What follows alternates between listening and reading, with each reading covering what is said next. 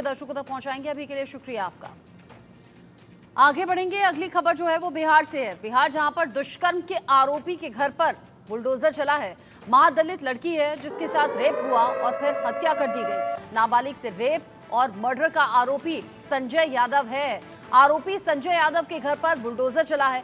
Police ने कुर्की जब्ती की कार्रवाई यहां पर की है।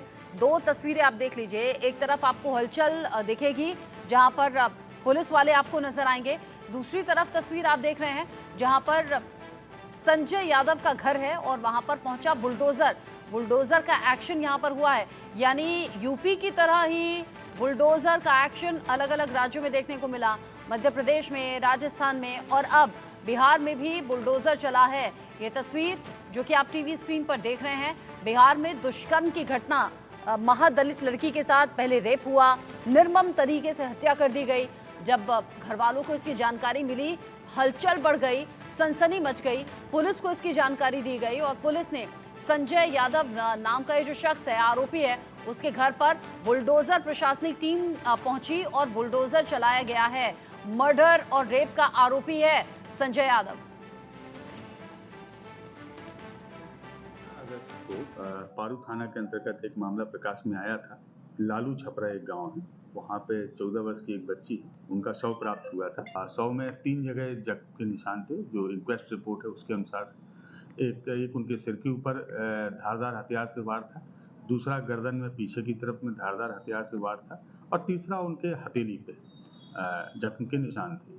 और इसके आधार पर हम लोगों ने अपनी इंक्वेस्ट तैयार की है, पोस्टमार्टम के लिए भेजा है। अभी शीघ्र 1 से 2 घंटे के अंदर हम लोग को पोस्टमार्टम रिपोर्ट भी प्राप्त हो जाएगी, उससे और पता लगेगा। अभी वहाँ घटनास्थल पे उसी दिन एक धारदार हथियार के रूप में खुरपी को जब्त किया गया था, जिसकी एफएसएल की टीम ने प्रॉपर उसका सीजर बनाया है। खुरपी पे हम लोगों को कुछ खून के धब्बे भी मिले हैं। मिट्टी में भी जो खून के धब्बे थे उसका भी सैंपल एफएसएल ने प्रिजर्व किया है। हम लोग उसको एफएसएल भेज के जाँच करवा रहे हैं। प्राथमिकी को दर्ज करके हम लोग इन्वेस्टिगेट कर रहे हैं।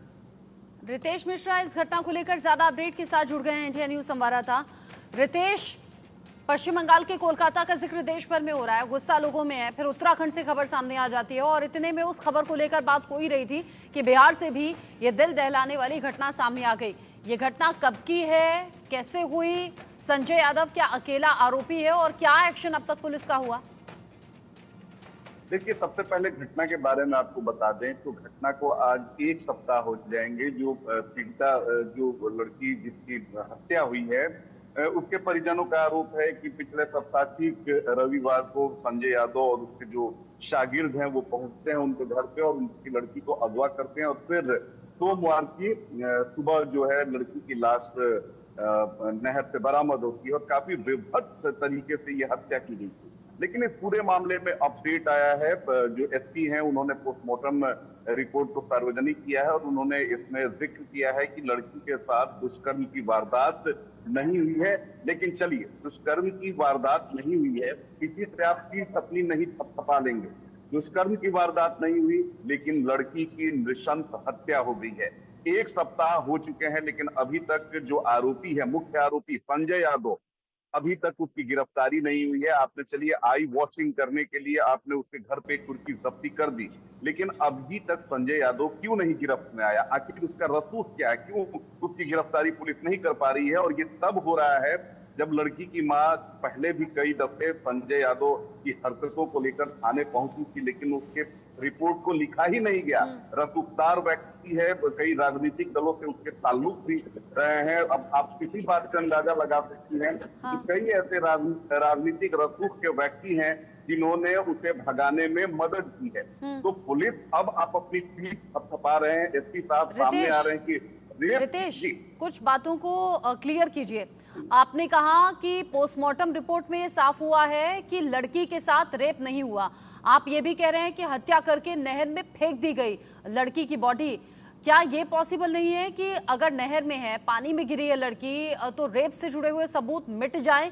और क्या ये कंफर्म है कि रेप नहीं हुआ? आपके हवाले से क्या ये बड़ी खबर हम ब्रेक कर दें? दूसरा, आपने कहा कि जो मृतका है उसकी मां इससे पहले भी बार बार पुलिस से शिकायत कर चुकी थी संजय यादव की, लेकिन एक्शन कुछ नहीं हुआ।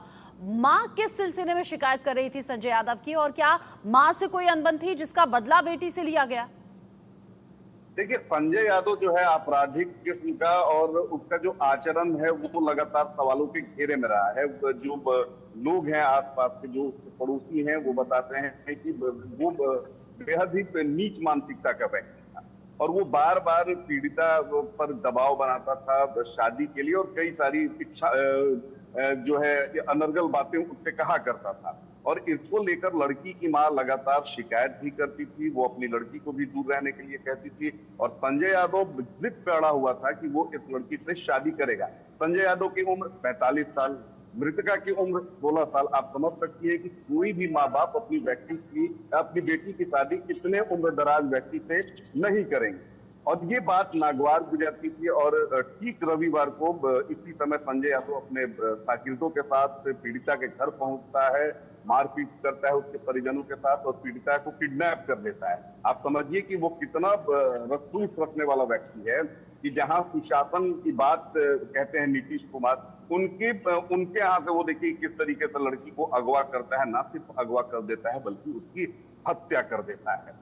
इसके पहले भी जो जानकारी हमें मिल रही है, लड़की की मां ने कई दफे संजय यादव की शिकायत पारू थाने में की थी और एफआईआर दर्ज कराने की कोशिश की, लेकिन अमूमन सभी घटनाओं में जिस तरह से होता है कि पुलिस अगर कोई कमजोर व्यक्ति है तो उसके एफआईआर को लेती ही नहीं है, और कई तरह की कहानियों को वो गढ़ देती है। इस मामले में भी वही हुआ है, क्योंकि मामला हत्या तक पहुंच गया, उसके बाद मीडिया का प्रेशर पड़ा, तो अब पुलिस जो है एक्शन लेने के बाद बुलडोजर एक्शन कर रही है। लेकिन अगर समय रहते ये सारी चीजें कर दी गई होती तो शायद एक बच्ची की जान बच गई होती। चलिए, आप कह रहे हैं पुलिस, देखिए कि एसपी जो है वो कितने संवेदनहीन है। आप ये कह रहे हैं, अपना पल्ला झाड़ रहे हैं कि इसके साथ रेप नहीं हुआ, लेकिन उसकी नृशंस तरीके से हत्या कर दी गई। क्या आप इतने संवेदनहीन है? अब तक तो पुलिस कर्मियों पर कार्रवाई हो जानी चाहिए थी कि जो पारू थाना में जो एसएचओ है, आखिर उसने क्यों नहीं रिपोर्ट दर्ज की। और देखिए कि मैं थोड़ा सा आपको फ्लैशबैक में ले जाना चाहूंगा। अभी से थोड़े दिन पहले, लगभग 2 महीने पहले, आपको याद होगा कि किस तरीके से मुजफ्फरपुर में नौकरी देने के नाम पर लड़कियों के साथ किस तरह से अमानवीय व्यवहार हो रहा था, और इंडिया न्यूज ने प्रमुखता से वो खबर चलाई। आपको याद होगा कि बालिका गृह कांड में सैकड़ों लड़कियों के साथ दुष्कर्म हुआ था मुजफ्फरपुर में। उसके पहले नौरुल का हत्याकांड सभी लोगों को पता है। तो मुजफ्फरपुर में बार बार आपराधिक घटनाएं, गंभीर आपराधिक घटनाएं होती हैं, और वो महिलाओं के खिलाफ। तो जाहिर सी बात है कि अगर महिलाओं के खिलाफ बार बार मुजफ्फरपुर में इस तरह से घटनाएं हो रही हैं, तो पुलिस वहां पर महिला के खिलाफ होने वाले आपराधिक घटनाओं को लेकर संवेदनशील है। लगातार महिलाओं के खिलाफ अपराध हो रहे हैं, रुकने का नाम नहीं ले रहे। राज्य अलग अलग हैं, घटनाएं थोड़ा बहुत अलग होती हैं, लेकिन कुल मिलाकर महिलाओं को शिकार बनाया जाता है, महिलाओं के खिलाफ अपराध होता है और अपराधी बेखौफ घूमते हैं। यहां भी संजय यादव की गिरफ्तारी अब तक हुई नहीं है, लेकिन रितेश बता रहे हैं 16 साल की लड़की, 45 साल का संजय यादव, जो 16 साल की लड़की से शादी की जिद कर रहा था, जिद नहीं मानी गई तो फिर किडनैप कर लिया गया, हत्या करके नहर में फेंक दिया, और पुलिस कह रही है रेप नहीं हुआ था मृतका का। रितेश, बहुत शुक्रिया अभी के लिए आपका, इस पूरी जानकारी को दर्शकों तक पहुंचाने के लिए। इसी खबर के साथ छोटा सा ब्रेक यहां पर ले रहे हैं, लौटेंगे।